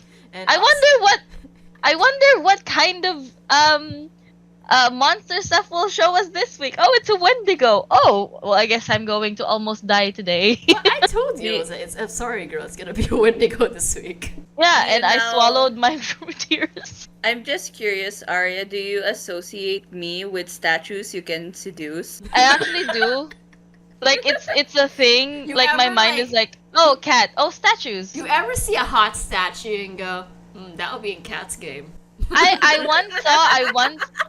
was once scrolling through Tumblr because am still a Tumblr girly. I am old, I know, but I was once scrolling through Tumblr and I saw this statue, the statue of David, and I was like, oh yeah, Kat would definitely put David in her. David would not only be there, he's seducible. He would be seducible. My God, Kat, I love you for that. Honestly, like this is the best. Honestly, that entire statue thing was Oh my because gosh. of a local legend here where people say that a lot of statues can get possessed and you have to snap off their nose so that they don't yeah. move. That so they don't come to life and they then- don't start taking your children. And Arya's- yet you never snap off their nose. she doesn't. She wants them to move. I want them to come home with me. What do you mean? What do you mean, Drag Seth? the statue home when you can just lure it with you. Exactly. Come to me. I will show you love and affection that you've never been shown. That's one way to be that local legend cat. Just seduce the statue. Give them to me, Kat. Show them. Show them to me and I will seduce them for you. As storytellers, we tend to repeat certain themes and ideas as well. So, Kat, what do you think as a DM you tend to keep repeating in your campaigns? Oh, I think one thing I always repeat, in my superhero campaign before, I like giving a seemingly impossible puzzle. So, well, it's not very impossible with Arya, but Man, I was come about on, to man. say, nothing. I'm just being There quiet. is no puzzle that Arya can't seduce her way through. I'm literally being quiet over here. If you ask my other players, I do love making me some puzzles. And one of the storylines I love repeating is a widow waiting for for her lost husband or whatever. For Yeah. Ernesto. Or for Yeah. Ernesto, exactly. That's one thing I love writing is trying to write characters that show loyalty throughout the years. I like reunion stories, Nice. honestly. Second chance romance. Second chance romance, yes. I think for me, I tend to keep repeating like storylines with like parents, like difficult relationships between parents and children. A lot of neglect because personal experience, but also like found families. I love found families and like friendships where they become your family and they're very close. Love those. I also like pets. I like pets in campaigns. Yeah, but I think we also draw a lot from our own lives as well for storytelling. So we see shades Sure. of it in our character creation. So that is my next question. So what are the types of characters you're drawn to creating or playing? The The tragic ones. I the more the like if they have dead relatives, like if they have many dead relatives, that's like I will play that character to death. Give me dead sons, honestly. Just dead children. No, I'm just joking. Parents, No, dead please don't. lovers, dead pets. Well, okay, so Perry had dead parents and a dead son, but she didn't have a dead lover. He divorced her because he's a dick. He's dead to her, but not actually Yes, dead. exactly. He's dead to her, but he's not dead. But she wishes that he were dead. I don't know, man. Wild roller coaster ride. Why do you always like make these characters with like tragic and depressing backstories? I think it's because ever since I was a kid, the only stories that ever stood out to me were the ones where, oh yeah, someone has to die. So someone now where she's so sad all the time. I need to ask though, why are your characters so thirsty? see that's more of a I didn't plan on making them thirsty. That was a character decision that was made for me by the dice. And now it's stuck. And I have no idea how to get rid of it. I mean, you always have the conscious decision to, But what would the fun in that be, Kat?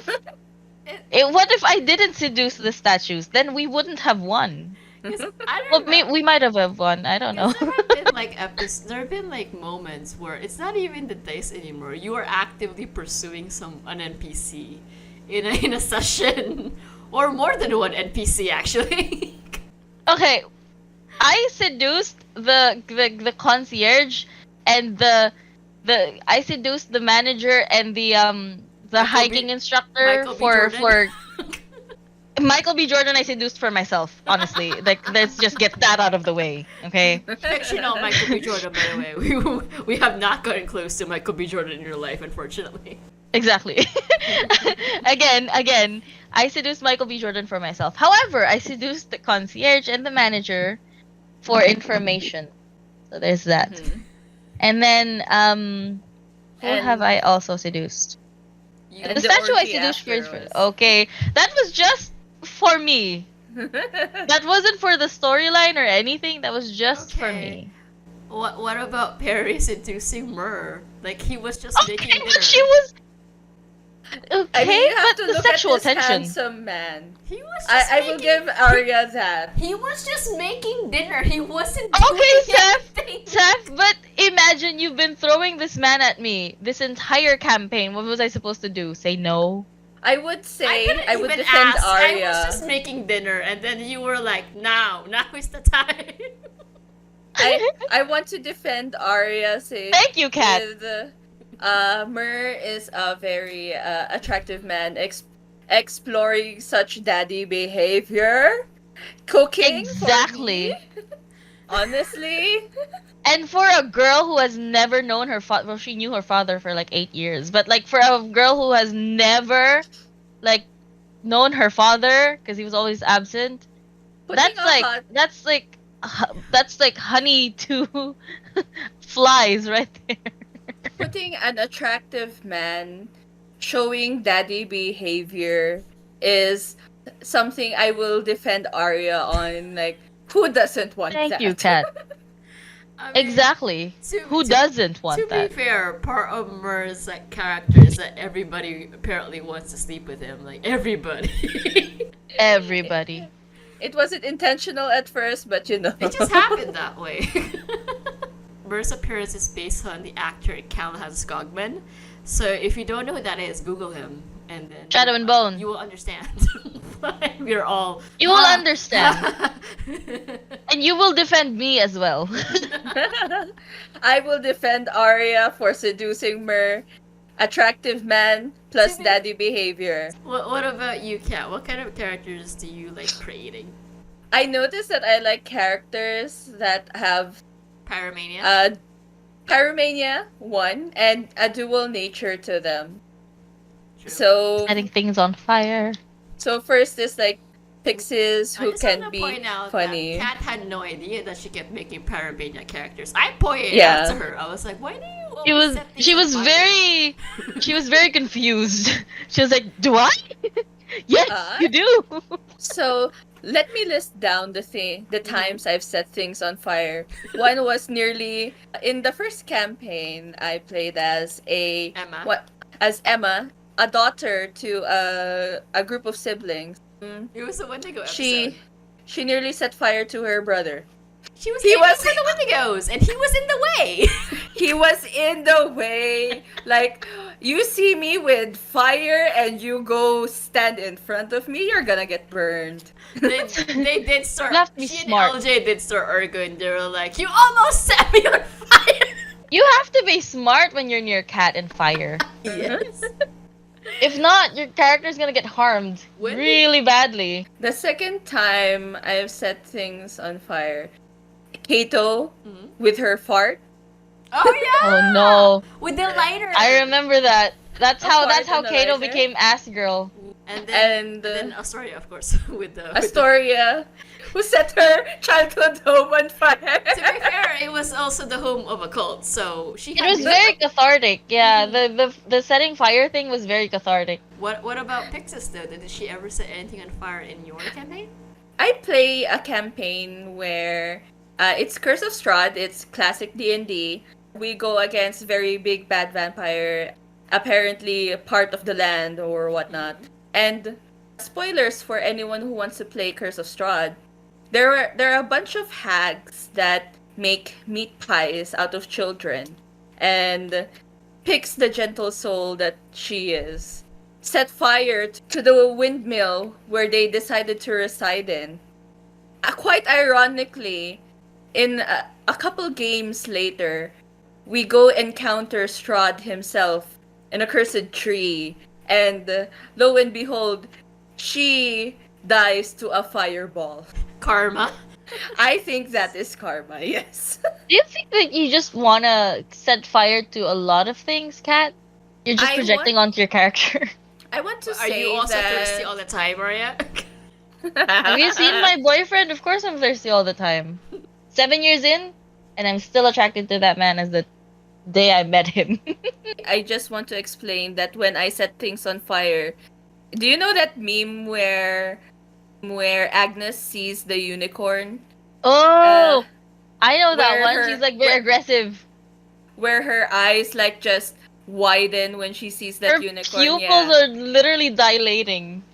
Like there's a primal thing in my brain when I see fire and it's like big. It's like, holy shit, that's so pretty. Isn't that just technically the caveman brain in all of us that go, ooh, fire? Fire. Fire pretty. I like pretty fire.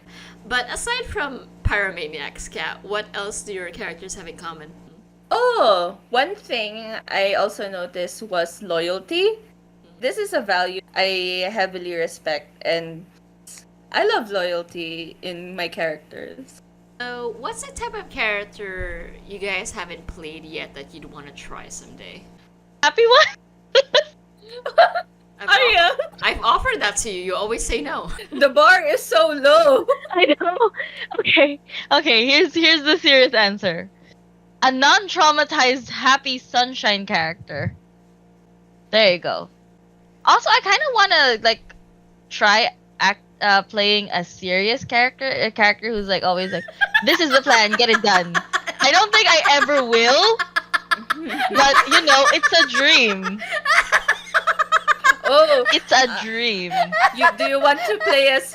Do you want to try playing as Charlie in my No. in the newest? Charlie terrifies Oh, me in ways you could never I imagine. feel like you would try so hard and still fail. I have a feeling that I will start cracking 2 episodes in. So I don't You have so much faith in yourself. 1 episode in. yeah, man, at least have some faith.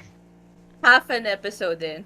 Wow, so Kat, people know. wow, why? Arya isn't just my party mate. Arya is my best friend in real life. I know her too well. Half an episode in. Okay, just drag me. Okay, the horse is dead, people. The horse is dead, stop beating it. I mean, I'm just trying to live, man. You wanna try- asked, I answered. We could do it for a one shot. Let's see how long you last. I might actually start cracking the minute someone starts saying something funny. Yeah, let's be honest. It's Probably Zoya. Zoya will say Probably something Zoya. funny, and then you wouldn't be able to resist.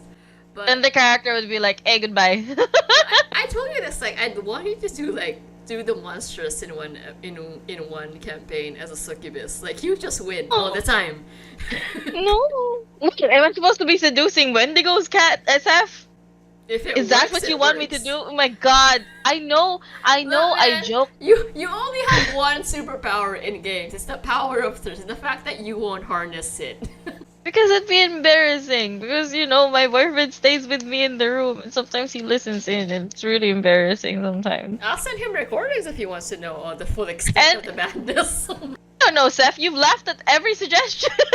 Sorry, but take me out of the realist. My confidence is literally on the ground.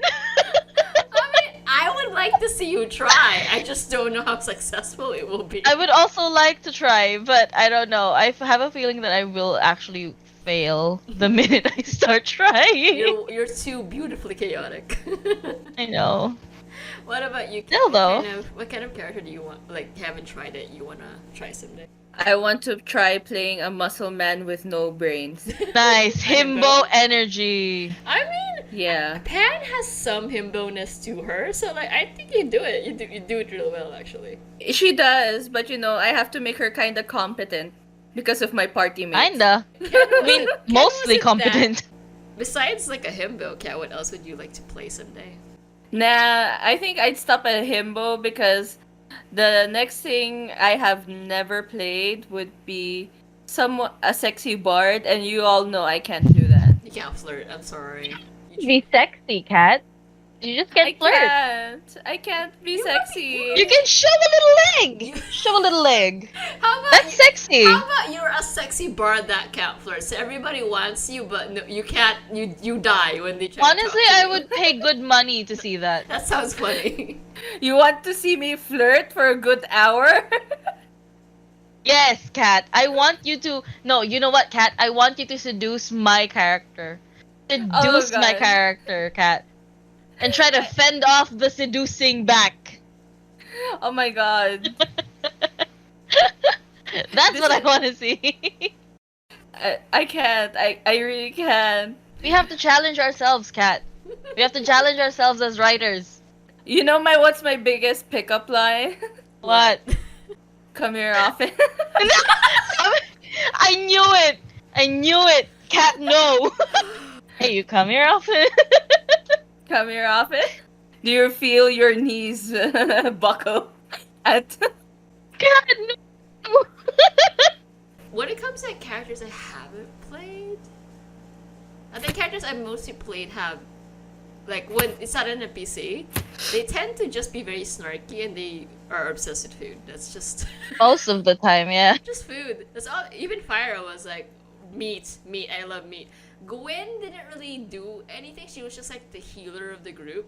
Because again, I was still figuring out what I was doing, so I wasn't like that deep in. But she had also like a bit of a tragic backstory, some tragedy, like some spice for that, but not overtly. Like I'm not Perry levels of tragedy. Okay, damn, I'm literally being quiet! Just saying, yeah, I mean, you are the bar for tragedy for our characters. Oh, that's the highest we can go? Oh, wait, but now you've given me a new direction. Up to you how you want to suffer through games. When it comes to NPCs, like, I feel like I've tried so many type of NPCs that at this point I don't really know what other character that I haven't touched on at this point. Like I've done a lot. At some point. Like what At happened? some point, we had over 20 NPCs in one game. So at That this was a point, lot. Like, what kind of character to have in played it? Like I feel like I've done it as an NPC at this point. Like responsible, chaotic, hot. Like I've kind of done it all at this point. So, Damned NPCs. Do you wanna play as a Murloc? but I did do that, Kat, in like one episode where you guys were like in a market planet. I did blah blah blah at you. Oh did. yeah. I did that at the Nina, so I did play a Murloc. type Remember? character. Remember, Kat? Because She was I nine had to minutes. seduce the guards. Oh yeah, you had to seduce the guards. You're really good at that, you know. I felt very violated. Violated. At one point, I was like, I feel very used. I feel very used. You have made a character whose power is pheromones as a engaged woman. And I did not think it through when Steph was like, "Hey, you want to do the shorties?" And I was like, "Fuck." I am so mad at you for making Ken's brother, Chris Evans from Knives Out specifically. Honestly, evil. Evil. You know, Kat, recently I watched this video on like, what kind of alignment are you with a DM? And I think I'm chaotic good. Just chaotic good or chaotic neutral, just chaotic. I'm not anything else. Anyway, so back to the characters. So what's the type of character that you're hesitant to try or you never want to try? Again, sexy bard. Anything that Again, counts. serious person. Now I'm thinking about it. I think, yeah, I never want to try that because I think I would break character within like 2 seconds. Yeah, because I don't want to like Zoya used to be this like that straight like serious character, and then eventually she broke too. Like she was like, why should I be serious when they're all having fun? Yeah. Come join the chaos. Join the chaos. This is not that kind of party. We are here to be chaotic. We are here for you. We're here for a good time, not a serious time. Not a long time. So, what character would I never want to try? I try not to play characters who are like a certain level of evil, like a kind of character that I would dislike very much when if I meet them. You know? It's like that would make me feel slimy, so I never want to play a character that I would dislike in real life. Like, even my villains are sort of okay-ish. Or they're cartoonishly evil to the point like you're not gonna be a real person in real life, you know. I did tell you that I was in theater in high school, Mm-hmm. and I once had to play a character that I didn't really care for. And I guess, like, it comes with the territory that sometimes you have to play a character that you don't like so you can grow as a person, I guess. I'm here for a good time, not a serious time. I mean, to each their own. For the most part, I like my NPCs and my characters. You know, they're all weirdos. They're a special brand of chaos. Anyways, so next question. What are your like favorite memories when playing like indie campaigns? Like some of your favorite memories. Oh, dude. I have to say, it is definitely the Cupid episode. No, which one? Which part? Oh, Which part? The net and Mer. Yes. I have never felt the power. I have never felt more powerful than I felt in that moment. That was actually a good example of DM and player working together, because you originally had like rope, and then I said, "Hey, why not make it a net? Because it's funnier." And you said, "Because he's That's a fish." true. Yes. Because he is a fish. And it was funnier to imagine you with a net just dragging this 6'4" man away. Who's bigger and stronger than you, but somehow you managed to the power of sheer will. I mean, through the power of thirst, you mean? Thirst. Again, that's their superpower.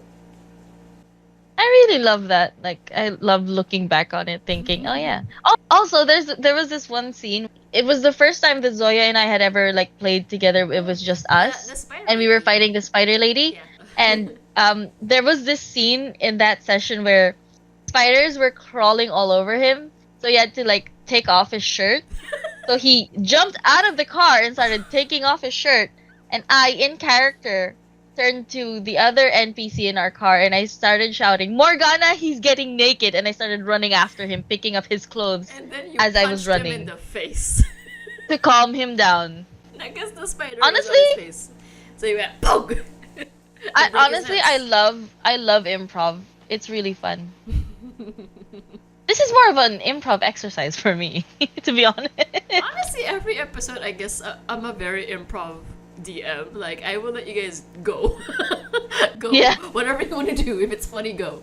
Where the wind takes you. What about you, Kat? What are your like favorite memories? Favorite memories for our games is the time loop episode. Oh yes.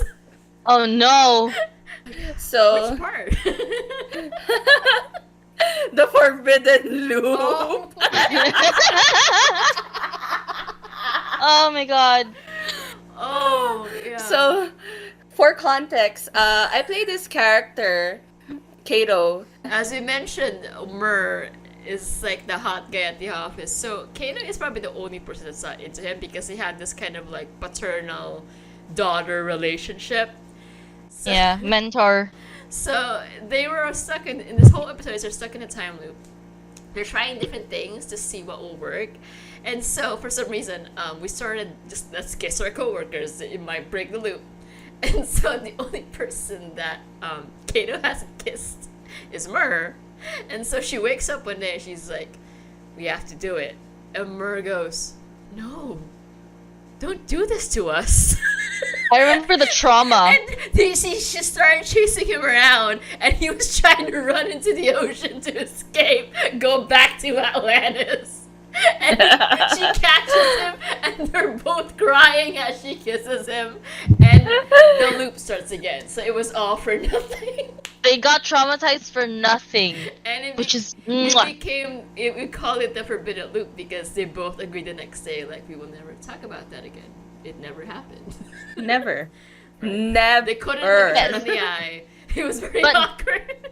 But us as the players, we keep talking about it because it is the highlight of that session. We were laughing so hard the entire episode. See, that's the good thing about playing with people who become your friends is you develop this sort of chemistry with them, and And also, like, it makes it There's a fun. trust of, like, if I'm gonna start something, like, you're not gonna let me down. You're gonna add to the joke. I remember the Noir episode. Mhm. Do you remember the scene where Pete was coming to kill Mer? Yeah, so dramatic. And Perry literally stepped out of the bedroom. She was like, "No, you don't," and she shot him. But like Mer had already been shot. It was so I was like, dramatic. "Oh my god, what is this drama?" It was drama I am upon dying. drama. I know there was no breathing space. And then she I was packed like, up her "Yes, things yes." and then did a monologue as she's walking out of the apartment. Exactly. She Every- left. She left everything behind. I love The it. drama. It was a bit dramatic. So I was thinking about what were my favorite memories of campaigns we've had, and of course I will never forget Arya seducing that statue. That's one of my favorite memories of all time. I also love any of the 80s one-shots that we do sometimes. Dude. Because they're all Oh my God. chaotic. It's so funny. Oh god, when Zoya peed on No, that was, everyone. That was in the Peter Pan episode, the Wonderland episode when it was just the two of them. Oh, When- okay. When Arya's character kept telling Zoya's character like your rabbit doesn't love you, let it go. Because he literally would not stop crying. Like the entire we kept singing it. Zoya, you betrayed me. That was fun. I have so many like funny memories, and the Neverland episode when Zoya peed on you both. So And then we figured out why the Rogers were the way they were. I think because I have the recordings of so many of the games, I can just go back and go, oh yeah, this happened here. I think that's it for memories. You have so many. If you're with the right people, every episode has like at least one good moment. We're literally just cherry picking. If you think about it, if you play TTRPGs with people that you really like, every session is gonna be fun. Every session is gonna be memorable because you like the people that you play with. And Yeah. the chemistry, man. And I think there needs to be a good understanding of what people are capable of and Yeah. what we are in for. Like, why do Yeah. we want to play? We want to be stupid. Right. Yes, this party in particular, we just want to be stupid. Chaotic. You know, the reason why I still keep making puzzles is because I have the small sliver of hope that you guys might solve one. No. Not with No, Arya I around. refuse. We'll just let I Arya refuse. destroy her way through it. Okay, but you know what? Okay, fine. So you're challenging me right now to solve a puzzle as it's meant to be solved. Yes. I will try my best, but that is not a guarantee. See how well that goes. So we've tried a lot of like, episodes. It's like different kinds of scenarios and themes and creatures in our campaigns. What's one campaign scenario or setting you haven't tried that you'd want to play someday? Ooh, it's either solar punk or cyberpunk. I also want to try Cyberpunk. I feel like that would be cool. What's another interesting setting? Call Uh, of I- Cthulhu. Call of Cthulhu would be nice. Yeah. But it would be just us Arias thirsting over Cthulhu. Honestly, that man has me in a chokehold. Have you seen him, Seth? Have you seen? You should see him. I don't think I would get any work done. No, leave me alone. I don't want. I will just keep rolling the dice. I don't want any part of this. I will be too What busy else? to play anytime. It was the Call of Cthulhu. I know. I know what I want to try. I want to try like fantasy, like really good old fashioned fantasy with Like D&D? Like- not like D&D, but like fairy fantasies. You know, like forest fantasies. Oh, you want to wander around like a woodland spirit. Exactly. I wanna be. Like, I can't say that in polite I company. feel like Cat would be better for that. I'm more like lore. I mean, if Kat wants to like DM another fantasy, but like woodland fantasy, I'd be down to play. Is there anything else you'd want to try? Like, does it have to be like a campaign, like just an episode kind of thing? I do want to try DMing maybe something along the lines of Detective Conan. I don't know. Oh, that would be fun. Yeah. Solving maybe mysteries, that would be a fun. spy campaign would be Yeah. fun. Ooh, that'd be fun. Exactly, infiltrating societies and nations. Oh yeah, dude. Oh my Gathering But not real intel. nations. Sorry, Damn. I'm just imagining the horrible rules. So they're trying to like infiltrate places. There has to be You're trying to like sneak in. something. You're trying to sneak into like this building and you get a fucking 2. I mean, there has to be at least one good roll in there. You know, what if you let us roll like 3 times? I just roll 3. Honestly, I should just start implementing the roll twice, take the higher roll, cause good god. Thinking about like what Honestly- kind of, like episode I still want to do. Like you guys know I'm planning a Victorian campaign. I still Can't wait for that. I also want to do like a shorter campaign with like 60s, like with like Morgana's parents in London and like very like because I loved Last Night in Soho, so I kind of want to do something in that setting. I'm actually gonna wrap up now because we've been talking for like a while, guys. Do you think you'll be playing TTRPGs for the rest of your life, or do you think you'll get sick of it and just quit at some point? No, I I will know. indoctrinate my children. Yeah, same. If I ever have kids, I literally will also force them You to can play teach your TTRPG little with me. cousins; they're still young to brainwash them. No, my little cousins, they have they don't like this type of game, so they don't really like this. But if they did, I would be happy to teach them. I think my uncle would be happy to teach them. Is there anything else you guys want to like talk about TTRPGs while we're here? Don't be I- scared to try new things. Yes, the TTRPG community comes with a lot of warnings, but you know, at the end of the day, it's your experiences, it's your life. If you want to try something, go ahead. TTRPGs are, I think it gives you like a safe space to try and explore different avenues of yourself. Yeah. You know, you always have to just remember that it's a game at the end of the day. And just have fun. You know, this is why we do it. Just to have fun and be the weirdest version of ourselves in a safe space. So this is a fun way to figure out a lot of things about yourself that you never knew. Develop new phobias you didn't think you were gonna get. Exactly. I am severely traumatized. I don't think I can ever actually go to a clown show and enjoy it. But you know, it was still very fun. For me, it was 10 out of 10 would do it again. I mean, clowns are just creepy, man. They are. Exactly. Plus, the TTRPGs have a reward system, so you always actually feel accomplished. Yeah. Weirdly enough. Yeah, it's not like real life where you do things and Yeah. a lot of it's for nothing. You get nothing out of it. But like Yeah. here, you get to win, you get to level up. It's You get to win prizes even when you fail. yeah, you get experience points. Yeah. But and I thank you guys Yeah. for chatting with me about TCRPGs. I had a lot of fun.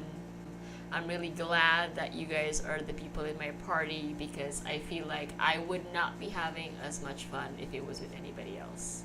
Honestly, same.